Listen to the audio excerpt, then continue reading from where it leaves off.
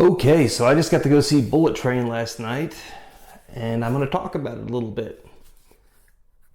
Bullet Train, starring Brad Pitt, is directed by David Leitch, who also gave us, he was half of the directing team that gave us the original John Wick. He was a stuntman, a stunt coordinator, I believe. He doubled for Keanu Reeves before, and also apparently he had, which makes sense, had doubled for Brad Pitt as well. So there's a cool, I guess, old school working relationship they have. It's a really fun movie, like really enjoyable. I had a great time. It was fun to see it in the theater with a bunch of people. Very funny movie. I've heard other reviewers saying it was, some of the jokes didn't land, and that is completely subjective. I'm not going to dog anybody for not liking the humor. If I don't like the humor in the movie, the way it's done, it can take me out of something pretty quick too. So to be fair, no dog in there. I personally thought it was hysterical. It seemed like the entire theater did too. It was pretty nonstop laughs. Not nonstop, but it's consistently funny movie. Some really talented people in it, and people I don't think I've ever recognized as being as good as they are until I saw them in this, just kind of getting to play a wild character or something out of character for what I know them as. I'll start with Brad Pitt. He's like the quintessential lovable, goofy kind of, I don't know how you want to say it, aloof kind of Brad Pitt. I mean, he's smart, he's clever, sort of, but he's also kind of, I don't know, he just kind of stumbles his way through like a bunch of crazy shit, and it works. I mean, he's at his best here. He's at what I like most about Brad Pitt in this movie, and it really worked. He led the movie well, but the thing is, there's a lot of other characters that were bigger parts of this movie than I think that the trailer let on. Aaron Taylor Johnson and Brian Tyree Henry shined, like, for me in this movie. They really, really, I won't say stole the show, but they were much more of the movie than I expected, and they were both great, like really great. Every time they're on scene, it was a joy. Either one of them or both of them, because they play twins, and that's just and we'll get into that, but they're really good. I won't get into a lot of the other supporting cast because some of it's kind of surprises and stuff. I don't want to go too deep into it.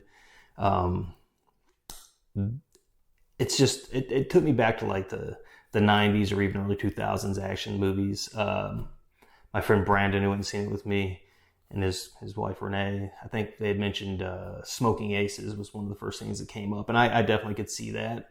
It had like that energy of a movie like Smoking Aces, or even like the good Guy Ritchie movies, in my opinion, like Lock, Stock, Snatch, The Gentleman.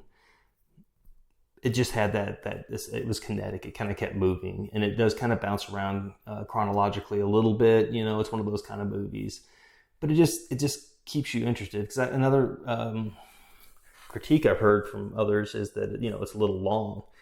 It didn't seem like that to me. I had just came off of watching Prey the night before, and to go in to see this. And Prey is a very tight 90-minute movie. This is, I think it's over 2 hours. I didn't check. I should have looked at that. It's definitely a lot longer than Prey, considerably. It didn't feel like it. It didn't bother me at all, like the length of it. I didn't feel like there was too much. I didn't feel like, I wanted more, to be honest. As it kept going, I was just like, I'm really, really enjoying it. I had a good time. It was definitely good to see in the theater. There's some good twists and stuff in it that I honestly didn't see coming.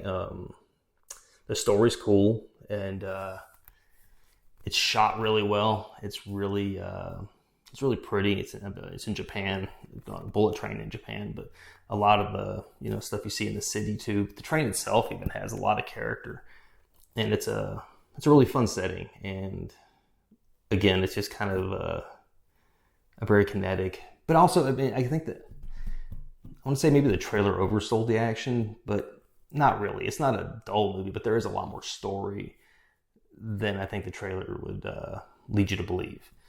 And I was happy with it. Just all the characters were very interesting. They were very fun to follow. And I'm trying not to spoil anything. I don't want to say anything. There are some really fun cameos that pop up, and I'm going to leave it at that because they got a great reaction out of the crowd. They got a great reaction out of me. I was dying.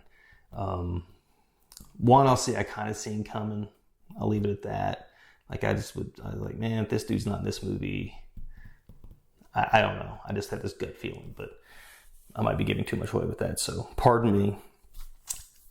Anyway, yeah, it was a hoot. It was really a hoot. I don't know. I definitely want to see it again. I would highly recommend seeing it in the theater. It's just one of those. It's a very cool visual movie.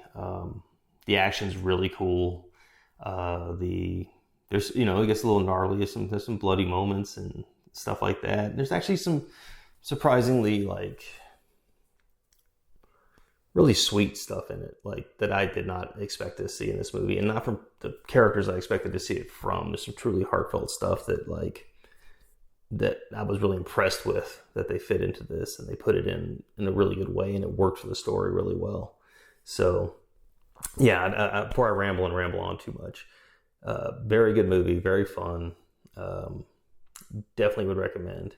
If you like a good kind of, just action movie with some twists and turns, a little bit of mystery, a little bit of, I don't know how to explain it, but yeah, it just had a little bit of everything to it, and I would definitely recommend it. I'm going to give this Night Escape Prey a 7. I would easily give this a 7 as well. It's definitely a watch. So please check it out. Please bear with me. I'm trying a new mic again. I'm trying to figure out everything I can to make it sound better, make it look better. It's a work in progress. So, and I'm trying to kind of not go too deep into movies as well either, as I'm just rambling at the end of this video. But thank you for staying to listen to this. I'm not doing breakdowns here, and I don't, I guess if I want to do a full-on discussion and a review, maybe I should label it that way. So, we'll keep it short, sweet, what I liked, and if you should see it or not, and I think you should. I think you should definitely see this. I know I'm coming off positive. I haven't done a movie I don't like yet. Give me time. I'll get to it. I promise. I can't be negative. I don't like to be, but there are movies that I will, not sell up 100%. I've been pretty lucky lately. The last few movies I've seen I really enjoyed. So anyway, like, share, subscribe. Please stick with the channel. I'll be having a lot more up. Things get busy. I do work a day job, but I'm trying to find the time to get as many of these reviews up as I can. So thank you for watching.